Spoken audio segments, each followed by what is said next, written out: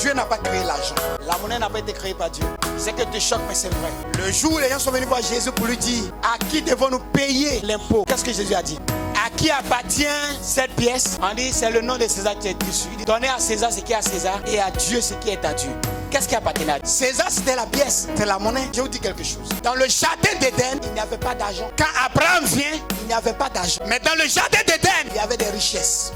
Dieu n'a pas créé la monnaie, mais Dieu a créé la richesse. En fait, l'histoire de Joseph m'envoie quelque part. Dieu a mis en Joseph toutes les richesses possibles. Si Dieu a créé la monnaie, pourquoi nous utilisons le franc CFA pendant que Ghana les gens utilisent le cedi? Et pourquoi il rend notre monnaie faible pendant que pour les Américains solide? La monnaie a été inventée par les hommes pour donner de la valeur à la richesse que Dieu nous a donnée. Donc on estime que tu as un bac plus 5. Voici à peu près la valeur des études que tu as faites. Si tu travailles dans une entreprise, on doit te payer.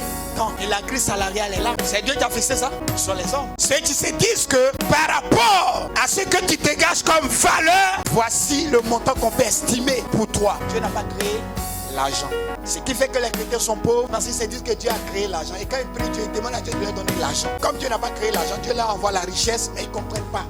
Quand tu pries Dieu pour dire Seigneur, j'ai besoin d'argent pour telle chose, Dieu te donne une richesse qui peut attirer l'argent que les hommes ont créé. Sinon, si tu arrives en Chine, ton franc CFA ne peut pas parler. Tu fais comment? Tu vas en France, ils vont regarder ta monnaie comme ça. C'est quoi ça?